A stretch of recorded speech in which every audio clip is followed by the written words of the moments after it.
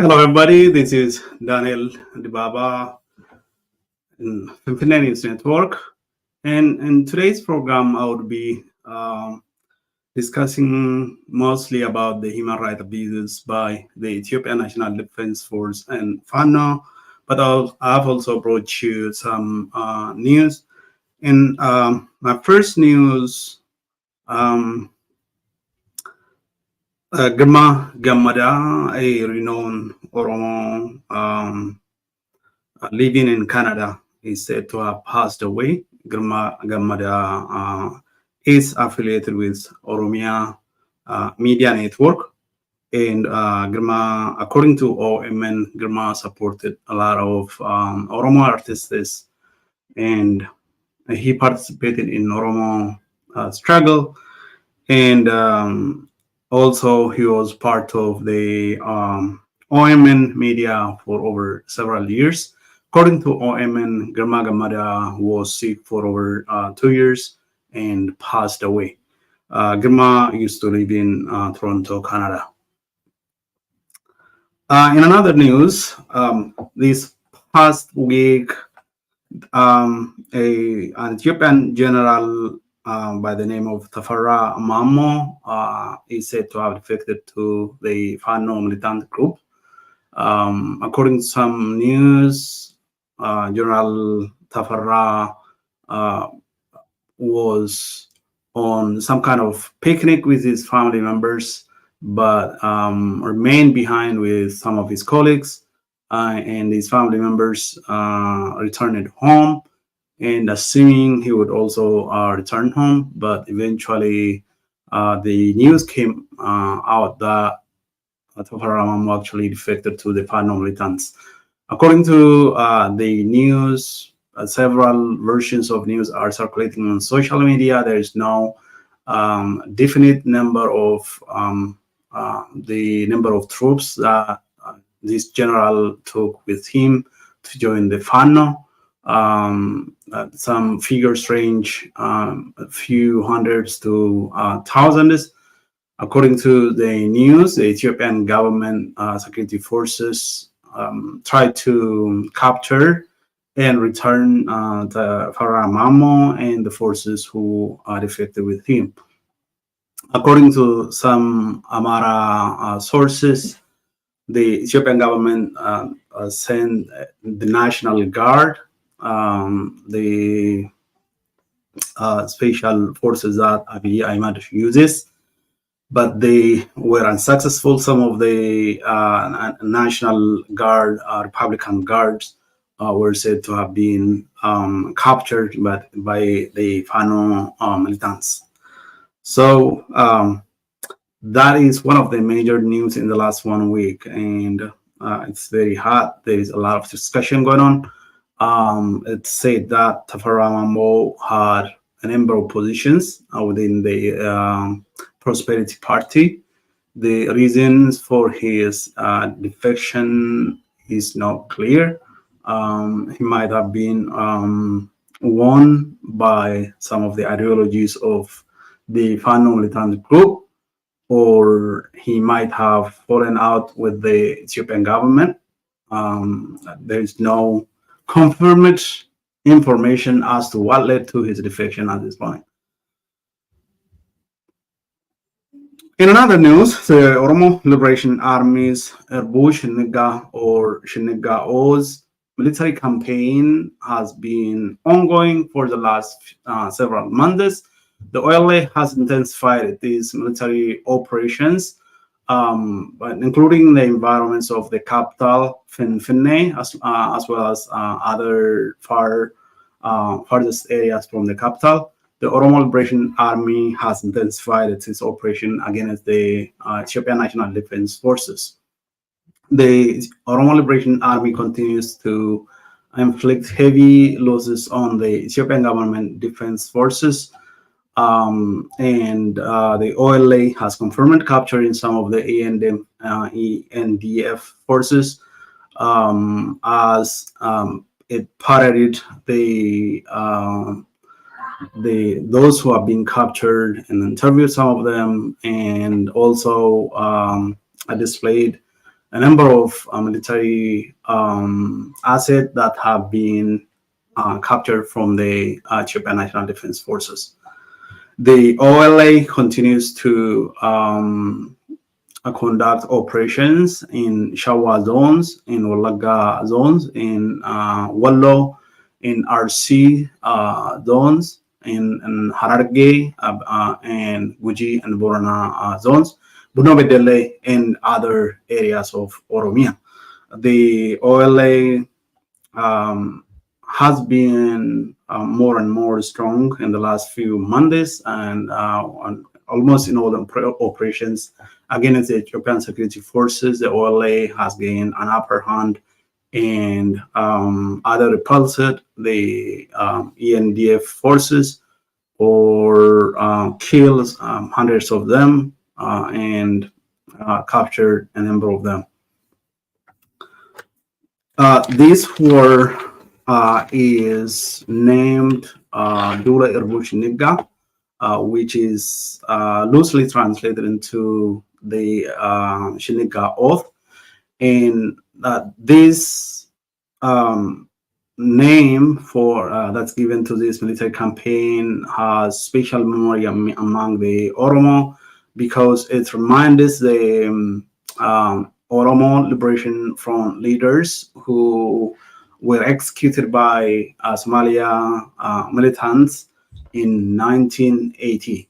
About 10 Oromo Liberation Front top leaders who were traveling to Somalia to garner support to the Oromo liberation movement in the 1980s were executed by Somalia militants at a place called Shiniga. And this military campaign by the Oromo Liberation Army is meant to remember and it's a memory of those leaders. And this indicates that the current struggle of the Oromo people, led by the Oromo Liberation Front, Oromo Liberation Army, is a continuation of the Oromo people's struggle for the last 50 years.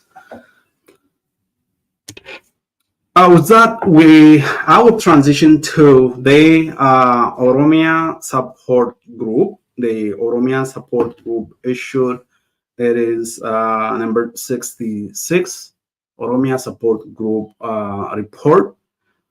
In the report that Infinite News Network received, the Oromia Support Group compiled over 44 pages of incidents of human rights abuses by both the Ethiopian National Defense Force and Fano militants.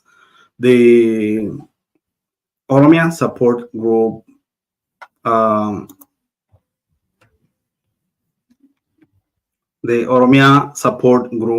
details, and it begins with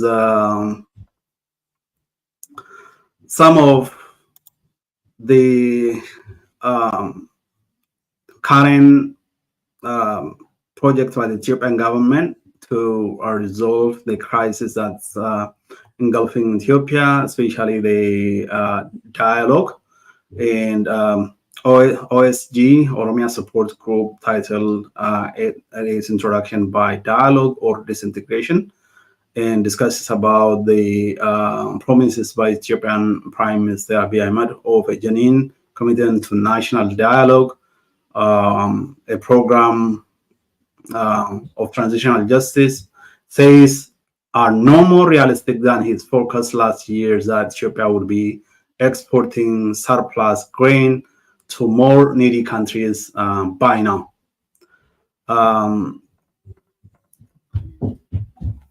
OSG details Ethiopia's dependency on Emirates to build a national palace, by the Abiy Ahmed, that cost us $10 to $15 billion. It says is bankrolled by the United Arab Emirates. And it says Ethiopia depends on Emirates at the UAE jockeys or competes for regional dominance with Saudi Arabia, and risks increasing confrontation between Somaliland, United Arab Emirates, rapid support forces in Sudan, and Ethiopia on one side, and Egypt, Saudi Arabia, Turkey, Eritrea, Somalia, and Sudanese armed forces on the other, the making of a regional proxy war. According to OSG, the Ethiopian government, United Arab Emirates, the Saudi and rapid support forces in Sudan are allied on one side. On the other side, Egypt, Saudi Arabia, Turkey, Eritrea, Somalia, and Sudanese armed forces are the other allied group. And according to OSG, these two groups are competing for dominance, and Ethiopia relies on United Arab Emirates for some lofty project that's taking place in the capital. So Oromia Support Group continues to criticize the Ethiopian government and says, beside backgrounding and unsettled hostility in Tigray, insurgencies in Oromia and Amara region, sporadic violence elsewhere, rampant inflation, over 3 million destitute displaced people, delayed bailout by the IMF, and almost 25% of his population needing food aid, which means over 25 million people in Ethiopia at this point need food aid. And the Prime Minister, Abiy Ahmed, is not in a position to dictate terms for much-needed national dialogue, according to this report. OSG continues to detail some of the injustices committed against the Tigrayan people during the war between November 2020 and November 2022. And the continued raping of Tigrayan women and children, and then comes to the brutal attack by Fano against the Oromo. According to OSG, on June 14, Fano militants logged waiting justice in a hall in West Shawa. At least 24 of the wedding party were then bombed, burned, and shot 2 days. It displays the image of those people on page 24 of it is over 54 page report. During the preparation of this report, Oromia Support Group was sent another gruesome picture of headless corpses of Oromo civilian murdered and desecrated by the Fano militia. The brutality of Fano fighters in killing and dismembering unarmed Oromo and Gumuz men and women and children has been repeatedly detailed in OSG report over the last 5 years. It says, Fano militia are guilty of ethnic cleansing and stand in the dock alongside Amara region militia, the ENDF, and Eritrean Defense Force accused of genocide in Tigray, according to this report. OSG has reported ethnic cleansing by Fano of Oromo, Agao, and Kawan people from Amara region, of Gumuz and Oromo from Matakal zone in Benishangul Gumuz region, and of Oromo from East, North, West Shawa, Horoguru, and East Wallaga zones of Oromia region, according to this report. Details of this ethnic intolerance were submitted by OSG in April to the Universal Periodic Review of Ethiopia by the UN Human Rights Council and are available on OSG's website. OSG says, Fano has recently been accused of attacking Sudanese refugees, forcing 6,000, including over 2,000 children, to leave Kumar and Aulala camps in Gondar, where Sudan Tribune reported 1,700 incidents of killings, looting, theft, kidnapping, and assaults by Amara militia. The 6,000 are now living in the forest without aid or facilities. OSG continues to detail and says, yet Fano forces are popular and receive support from the Amara public at home and abroad. Amara academics in the US wrote on 22nd May in support of Fano and called for unification of these 9 or more functions.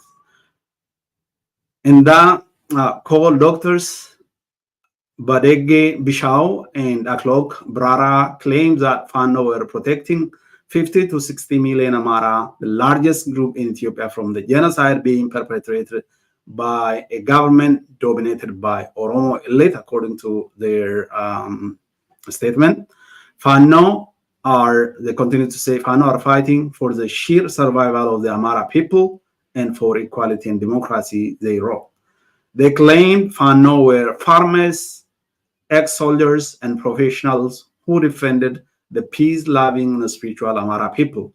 They refuted the notion of Amara hegemony over the Ethiopian empire, writing that over the last 150 years, Amara settled in other parts of Ethiopia, driven by business opportunities, government jobs, and the spread of the Ethiopian Orthodox Tewahedo Church having an integrating role outside of Amara region. Others claim that, according to OSG, Amara living in other regions of Ethiopia used the resources of the Oromo extras to fund Fano, and that Fano aimed to resume Amara hegemony over the whole of Ethiopia, as well as expand the territory of Amara region, so that one more Amara language, script, and cultural are seen as the only face of Ethiopia.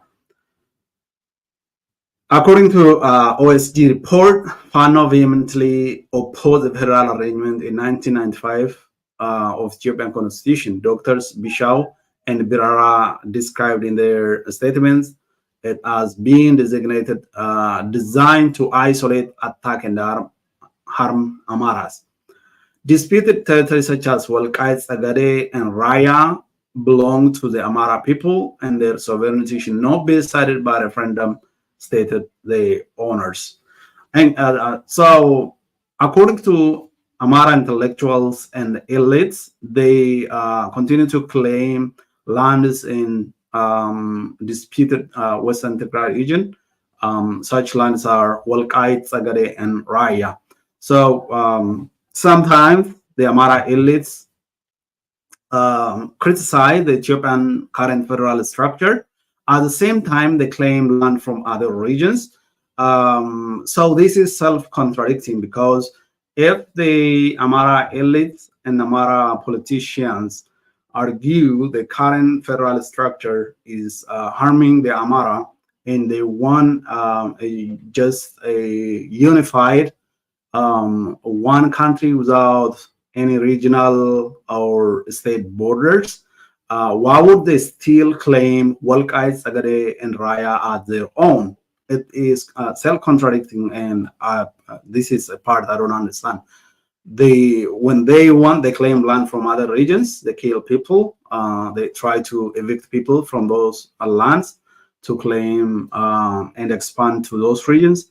But at the same time, they criticize the Ethiopian current federal structure as if it is hurting the Amara and it's restricting their movement to other regions for business, for life, and for everything. They claim they are citizens of Ethiopia and they should be allowed to live anywhere and shouldn't be disadvantaged, especially in other regions of the country, even though there is no rule or there is no evidence that Amaras living in different places are disadvantaged.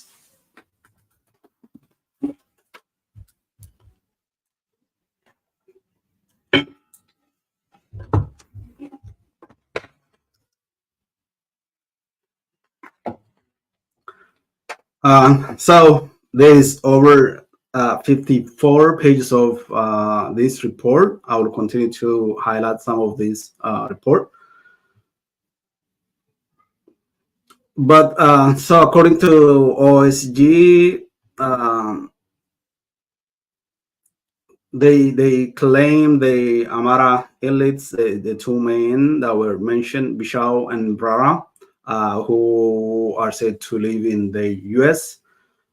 They claimed Fano's primary objective is to stop the killings, persecutions, displacement, and ethnic cleansing of Amara in any parts of Ethiopia, including Addis Ababa. But this is exactly, says OSG says, what Fano are doing to other peoples in Ethiopia.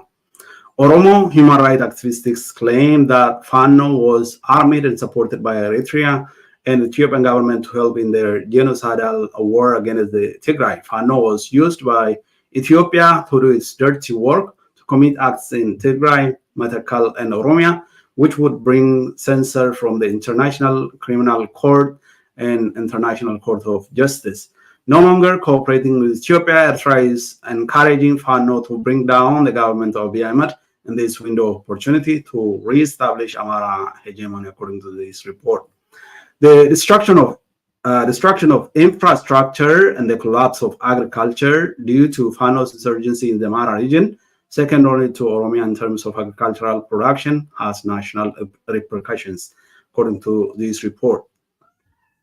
The Oromo, according to this report, are the only obstacle to Fano's intentions, hence the group conflating the Oromo people or equating the Oromo people with the Prosperity Party government as a common Oromo enemy. Fano and Eritrea are desperate to keep the Oromo hidden from the international scene and to deny them their rightful place as a significant force for sustainable peace in Ethiopia and the Horn of Africa, according to this report. Fano, according to OSG, wants access to Oromo resources, even if that means removing Oromo from Ethiopia. OSG continues to state, a lawyer and human rights activist interviewed by Kush Media in June 2023 stated that ordinary Amara people suffer because of the conflict perpetrated by their elites who organized Fano. He said they were in conflict to the north in West Tigray and to the south in Oromia, to the west in Medakal Benishangul Gumuz region, and in their own region against Agao, as well as Oromo in Wallo. Violence and hatred beget more violence and hatred. Belligerence and cruelty of Fano must be contained by more moderate Amara, according to OSG. As the U.S. Ambassador Erwin Masinga stated, Fano should take its arguments through dialogue, not violence, whereas a principle just resistance to oppressive government forces may be reasonable, and killings and ethnic cleansing of civilians is not, according to OSG. OSG says there is broad agreement with academics, doctors Badege Bishao and Aklok Brara, supporters of Fano, that there is a need for a conversation that brings all Ethiopians together and form a government in which all Ethiopians are represented and can live in an environment of equality, respect for human rights, dignity, justice, and democratic governance. Observing democratic governance includes respecting the fact that the majority of Ethiopians support Ethiopian government, says. I'm not sure whether majority of Ethiopians support the current Ethiopian government, but OSG, for some reason, I don't know where they got the statistics, say majority of the Ethiopian people support the Ethiopian government. This is questionable in my opinion, and I don't want to say much about it, but they have included this as part of the report anyways. On page 8, OSG reported the killing of Jalbatte Urgesa. The Ethiopian government security forces killed Jalbatte Urgesa this year in April, around April 9th. So they reported the killing of Batte Urgesa as such. The cold-blooded killing by Ethiopian security forces of internationally respected Oromo Liberation Front spokesman Batte Urgesa on the night of Tuesday, 9 April 2024, shocked and saddened Oromo and all those throughout the world who want respect for human rights in Ethiopia. OSG says his measured, softly spoken, and respectful articulation of Oromo rights and the role on Ethiopian and world stage will be sorely missed. OSG says the 41-year-old father of four had got to his home town of Maki, which is about 127 kilometers south of Finfinne in the southern part of East Shawa, to attend his family farm. He told his friends he had been closely watched by the government security men for several days and chose to stay at the Ababe Grass Match pension in the Nook area of Maki instead of at a family home for security reasons on Tuesday, 9th of April this year. There was police and security agent activity early that evening at the pension, which prevented the public from moving around according to Addis standard and the Ethiopian Human Rights Commission. At about 20 minutes after midnight, Bato was taken by the security men from the hotel, being severely beaten as he protested at his unlawful treatment, according to witness accounts relayed by the Oromo Liberation Front. Witnesses from the Beldarular area, 2 kilometers from Maki, reported that a two-cabined security force vehicle carrying Batte and 4 members of the security forces pulled up with headlights still on. 2 of the men got out with Batte and handed orders given in Fano Oromo by the 2 who remained in the vehicle. They tied Batte's elbows behind his back with his belt and shot him at least 6 times in his head, face, and body. His body was left to be eaten by wild animals, but local people stood guard and kept hyenas away. Police arrived in the morning, took photographs, and removed 6 bullets from the area, but left Batte's body to be collected by his family. They did not even pretend to mount an investigation at the time, according to this report. Witnesses, including the hotel watchman and guests and those who witnessed the killing and guarded Batte's body, were all detained next day and made to disappear in detention. Between 7 and 13 were taken and either were killed or disappeared. Telecommunication blackouts ensued, according to OSG. The Ethiopian Human Rights Commission was forced to abandon its investigation because of harassment of its team and disappearance of witnesses by security forces. Batte's brother, who had spoken to media, and his sister were also detained, according to this report. According to OSG, Batte was a biology graduate from Barda University and had been arrested many times, including in 2016 when, as a secondary school teacher, he was injured during the Cairo democratic demonstrations.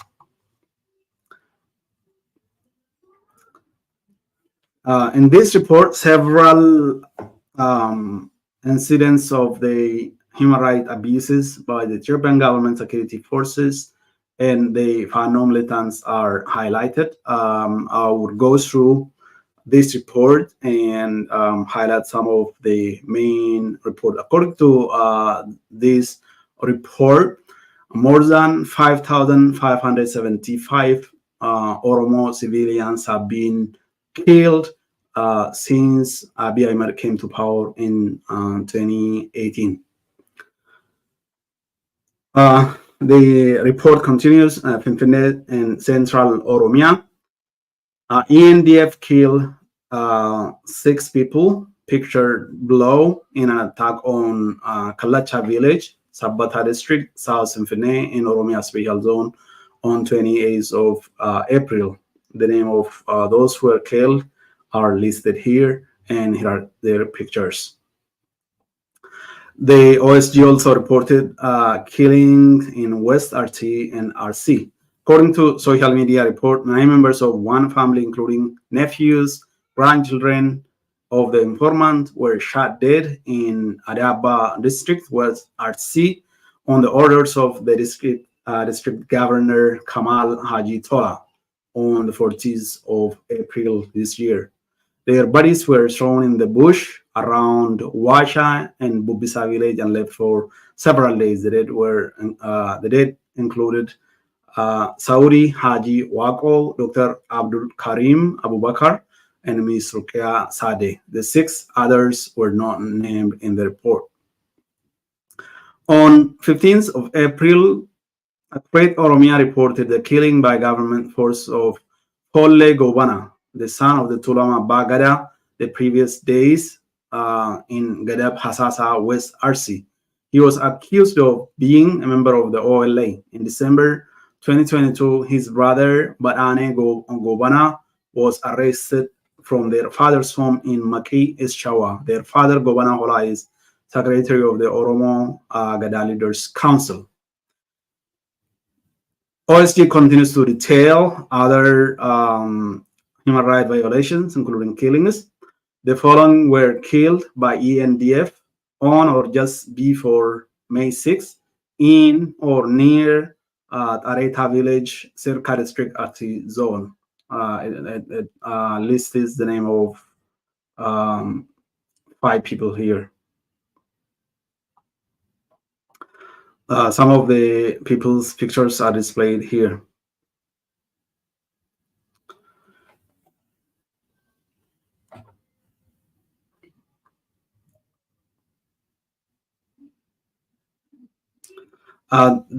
Similar killings are also said to be taking place in the Amara region. Several people were killed, especially over 80 Muslim people are said to have been killed in the Amara region in April. Even after some ransoms were paid, people are being killed in the Amara region.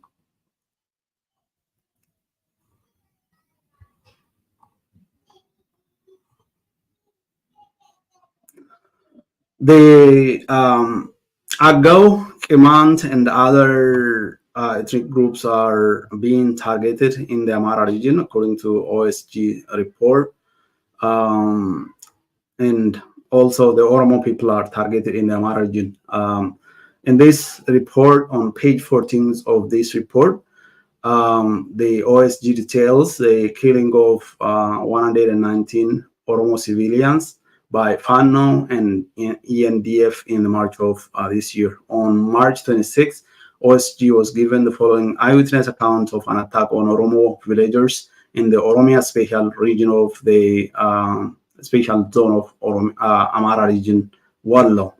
On the first day of Ramadan, 10th of March, Fano and Amara militia attacked 2 Kawales in the Bate area near Sambate, a small town in a mountainous area, killing 94 people. One village, Wasan Kurkur, was totally destroyed.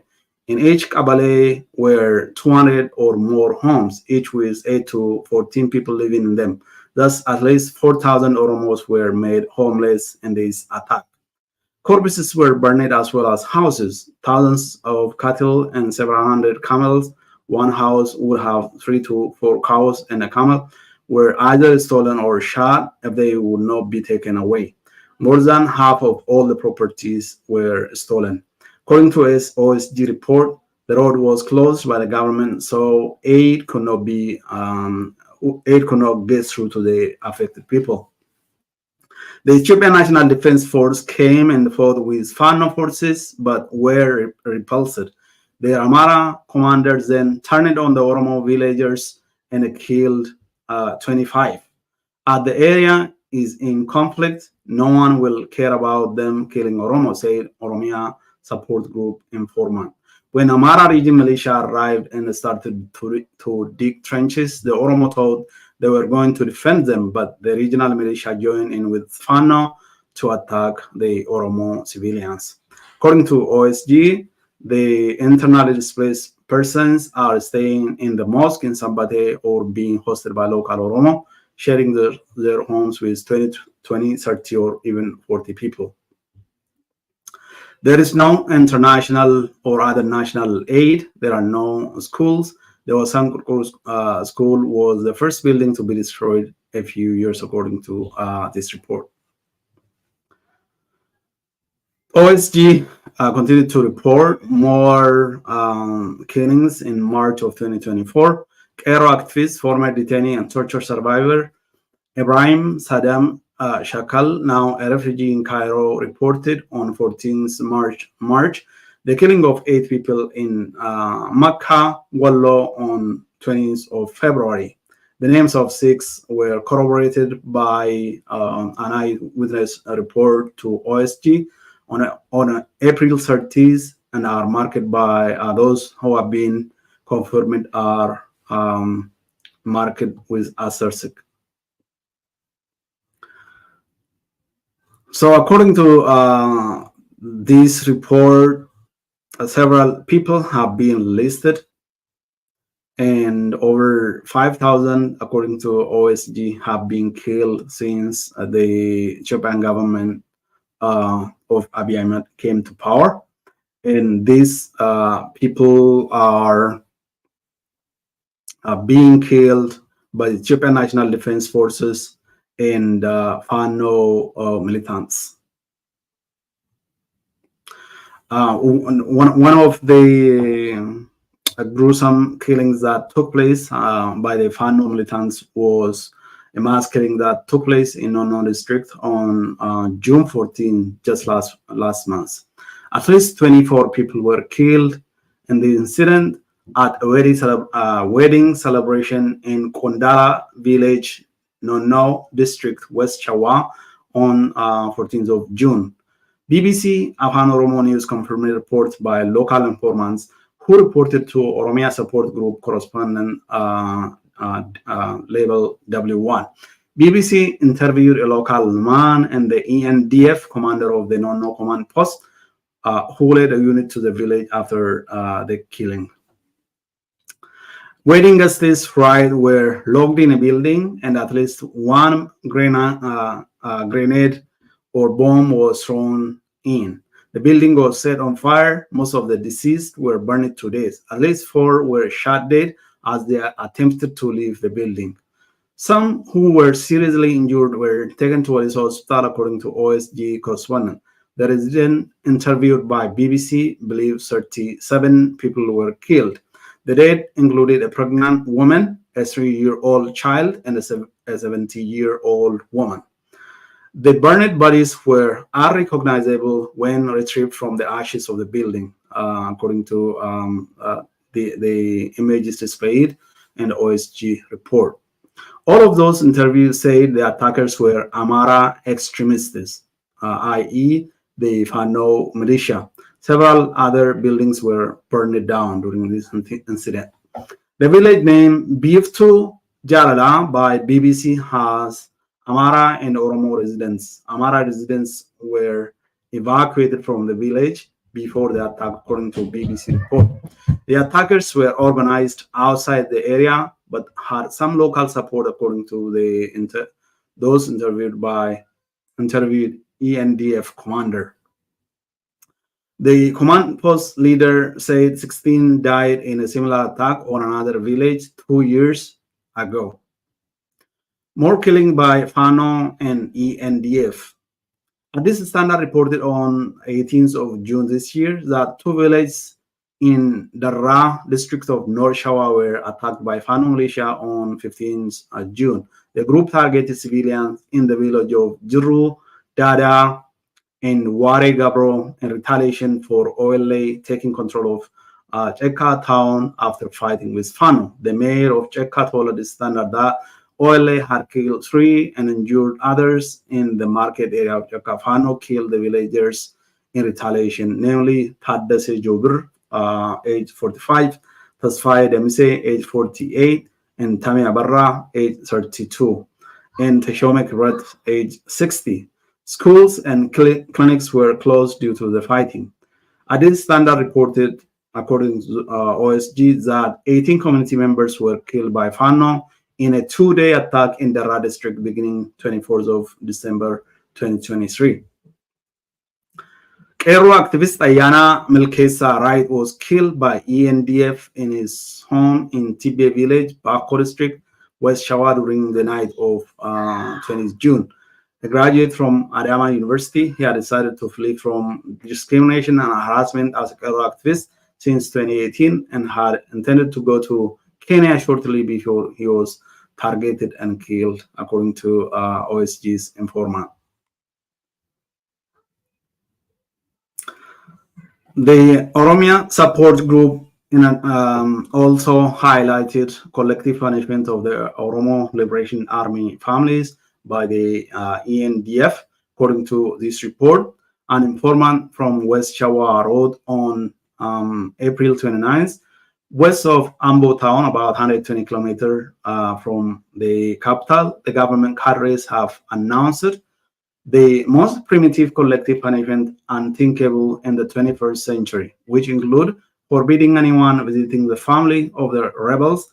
If they are sick, take them to hospitals, greet them on the street, attend their burial ceremonies, bury them at church, buy from them or sell to them extras.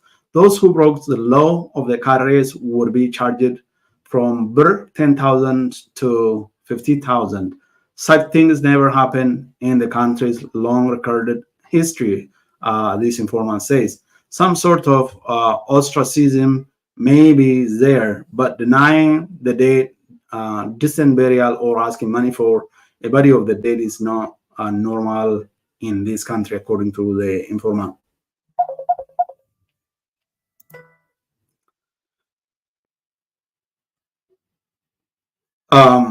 OSG continued to display some illegal activity by the government, including recruitment of child soldiers. ENDF is recruiting young teenagers. One of OSG's informant wrote on May 30th that the boy shown far right, photographed in Teji village, southwest Shawa, was only 40 years old. Another boy from the same village near right, who ran away to join the OLA, was interviewed and reported on June 16th. He claimed to be just 17 years old.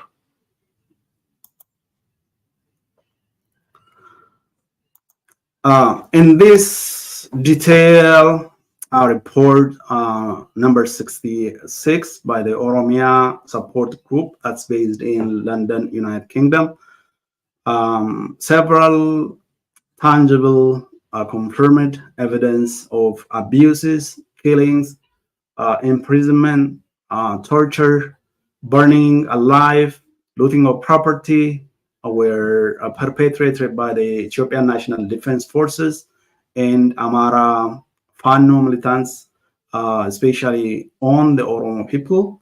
The other targeted group in Ethiopia by these two groups are the Agao, the command in the Amara region, the Tigray people in the north of Ethiopia, and the Benishangul Gumuz people. According to OSG, in the middle of June, about 24 people who were on a wedding were burned. They were attacked by grenade by Amara militants.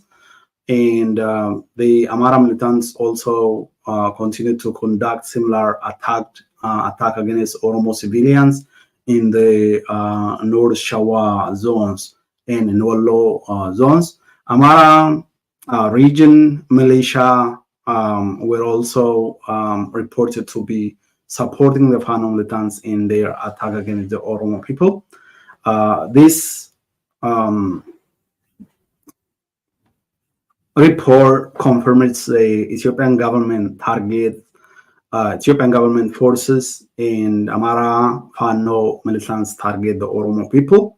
And this is in contradiction to recent Fano, a description of their states, their ideology, their objective to stand for the rights of the Amara people.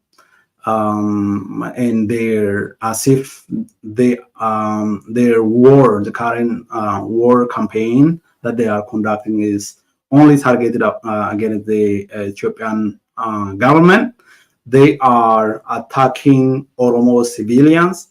They are throwing grenade against defenseless and armed Oromo civilians, as happened in West Shawa, in North Shawa, in Dara, in Wallo, and Bate, and other districts in Wallo region, in Wallo special zone of Oromia, and in Northwest Oromia, in Horogru Laga. They have been conducting similar brutal attacks against the Oromo people. And they, according to OSG, the Fano militant groups want to hide the reality about the Oromo. They want the Amara elites, and the Fano group want the Oromo case to be hidden, so that the Oromo people will know get their rightful, rightful status in the Ethiopian Empire or in that region. So I would invite everybody, our audiences, to read and widely share this report by the Oromia Support Group. If we are lucky, we will try to host the chairperson of the Oromia Support Group, Dr. Trevor Truman, or other members of his staff on this report, and Oromia Support Group activities in relation to this detailed report. OSG, by the way, submitted this report to UN on Ethiopia Periodic Universal Periodic Review, and sometime in the last few months. FNN tried to interview on this submission, but unfortunately, due to time constraint, we were unable to get in touch with the Oromia Support Group staffs. Oromia Support Group, as you can see, has been documenting the human rights abuses and the killing and disappearance, displacement, and looting of property by the successive Ethiopian governments against the Oromo people and other stakeholders in the Horn of Africa and across the world. In this report, there are reports about the deportation of Oromos from Djibouti, from the abuses that the Oromo people are facing in Puntland and Somaliland and Somalia, and the dispute between the Ethiopian government and the Somalia government as a result of the memorandum of understanding that was signed between the Ethiopian government and the Somaliland on the January 1st of this year. Recently, the Ethiopian government has, the Prime Minister of Ethiopia has said Somalia is running around and wasting money, accusing Ethiopia. He said, and instead of directly talking with us, we could have resolved this issue if they talk with us. And he invited, they could just come to Finfinne and talk with Ethiopia. That's kind of, in my opinion, a disrespect. When a head of state says, it is counterpart just has to visit his own country to discuss about a dispute that they are having. Somalia is saying Ethiopia is violating it is internal integrity, and that has been supported by the West. The US came out and recommended that Ethiopia stay out of Somalia's internal affairs and the territorial integrity of Somalia stays intact. But it looks like there might be division in terms of global reaction about this agreement between Ethiopia and Somaliland, and Somaliland's wish to be independent and recognized by the global community. If I'm correct, Somaliland used to be a colony of United Kingdom, and the United Kingdom government seems to support their independence as an independent state. That's what the information I have indicates. So there is some kind of division in the global forces with respect to whether Somaliland should continue part of Somalia or become independent. And Ethiopian government is saying Somalia's government should just come to the capital and we can discuss and resolve this. And the Ethiopian government said before they signed the memorandum of understanding, they shared this information with neighboring countries, including, according to sources, with Somalia, but none of the neighboring countries reacted. And so the government of Abiy Ahmed continued with the memorandum of understanding, and it was signed. Following the also, I think it was included in this OSG report, the consular office of the Ethiopian government was increased from consular to an embassy. It was the ties between Somaliland was increased. It was upgraded from consular to an embassy. So at this point, following this dynamics and dispute, the dispute between Somalia, Somaliland, and Ethiopian government, and the two conflicting forces, the United Arab Emirates on one side, Ethiopia, Somaliland, and rapid support forces of the Sudan, and on the other hand, Egypt, Saudi Arabia, Eritrea, and Somalia. These conflicting forces are kind of they are causing some destabilization in the Horn of Africa, and the Oromo people are among those who are affected by this dynamics, being targeted both in Somaliland and in Somalia.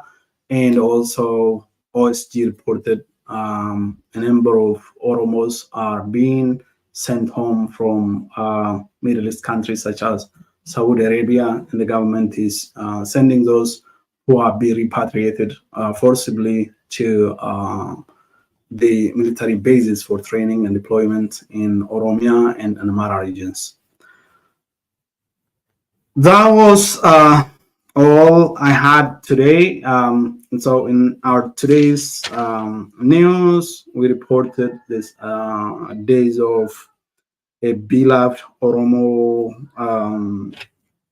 figure, Girma Gamada, who is a member of Oromia Media Network, and also member of Oromo community, loved by money, unknown to money. He used to live in Toronto. He was sick, according to OMN, for over 2 years. And according to OMN, the report that came out a few hours ago, Girma passed away today. And another news I brought to you today, we discussed about the defection of Tafarra Mamo, a general of the Ethiopian National Defense Force of Amara origin. And Tafarra Mamo was a high official in the Prosperity Party. He had several positions, minimum of 4, according to sources.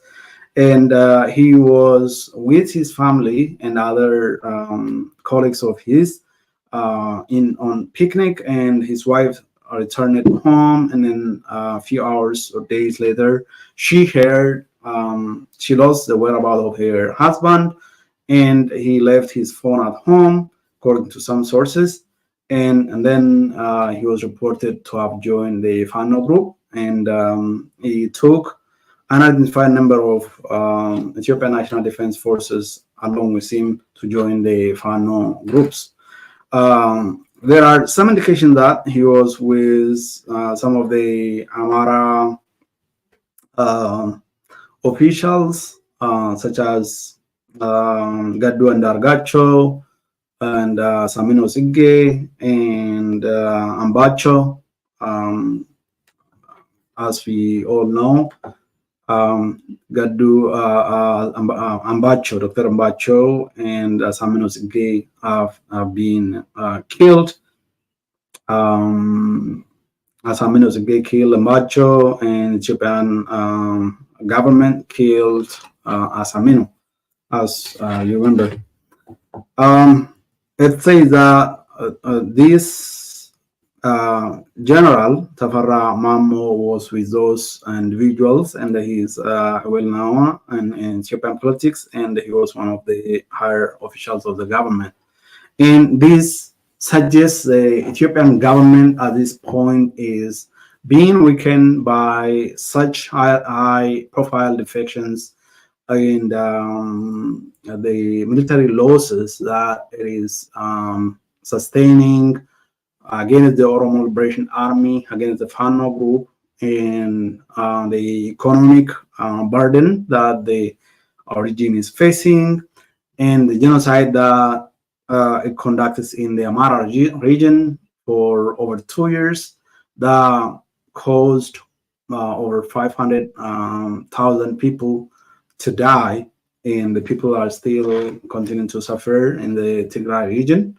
A lot of people are still malnourished and are dealing with the consequence of 2-year-long besiege and starvation. We also reported on the continued Oromo Liberation Army operation dubbed Irbu Shiniga campaign, or the Shiniga Oz campaign, which is being conducted in memory of the 10 Oromo Liberation Front top leaders who were executed by Somalia militants in a desert called Shiniga in Somalia when they were on their way from Oromia to Somalia in order to seek support to the Oromo people struggle. During those 19 years of Oromo people struggle, those top Oromo leaders were those who were first to learn and become aware about the injustices that were being committed by the successive Ethiopian rulers since the establishment of Ethiopia by 1930s. And those icons and Oromo intellectuals and leaders decided to stick together when the Somali militants asked them to separate by religion. And this Oromo Liberation Army campaign, that's named Irbu Shiniga campaign or Shiniga Oath campaign, is in memory of those leaders those 10 leaders who were executed by the Somali militants.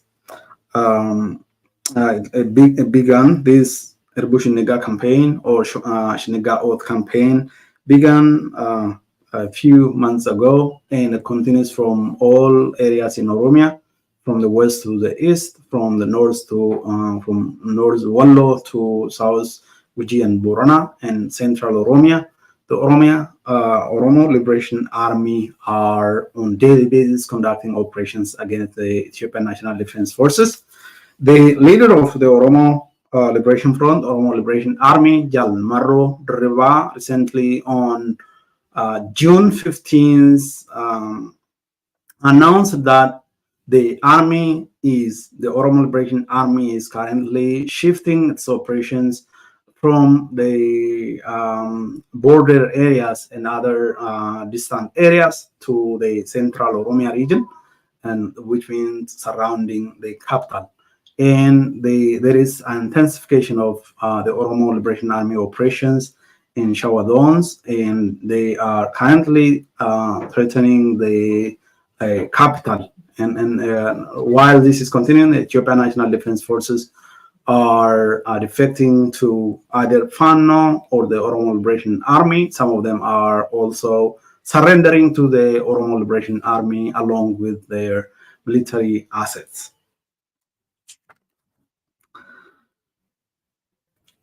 And finally, according to the OSG report, since Abiy Ahmed came to power, OSG documented over 5,575 Oromo civilians killed by ENDF and Fano terrorists. These are the number documented and confirmed by OSG. I believe the number of people who are killed by the Ethiopian government forces in Fano terrorist groups are in hundreds of thousands, and a lot of it remains unreported, unpublished. And this number, I believe, is the tip of an iceberg. And human rights groups across the world and those who are keenly observing what the situation in Oromia and Ethiopia should continue to record and report on the human rights violations that is being committed by the Ethiopian government forces and Fano terrorists against the Oromo people. With that, we come to the conclusion of our today's program.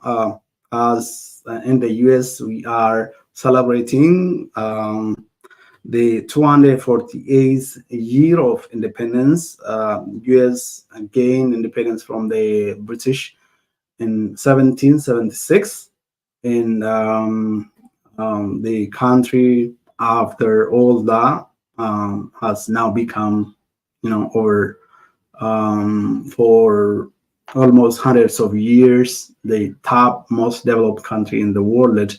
And the American citizens and all those who call US home are celebrating US independence, and the American citizens celebrates the whole day, the Independence Day or July 4th, by grilling, some steaks, spending time with family members, picnic, and shooting fireworks, and lot of celebration, city hall events, street events, and it's a national holiday, a very well observed holiday. Today, July 4th is one of great days that people like the Oromo are looking forward to one day celebrate their independence as well. With that, I conclude our today's program. This has been Finfinne News Network, and I'm your host, Daniel Dibaba. Thank you for staying with us. If you have any question, please reach out to us using one of our social media. You can also email us at fnnmedia.org or finfinne.news@gmail.com. You can subscribe to our channels and visit our website, fnnmedia.org, our YouTube at Finfinne, Facebook, FNN1020 or FNN20, Oromia, and Telegram, FNN2020. In TikTok, we recently started search for FNN or FNN username FNN4130. You will get some of our programs on TikTok as well. Thank you very much for staying with us. Until next time, goodbye.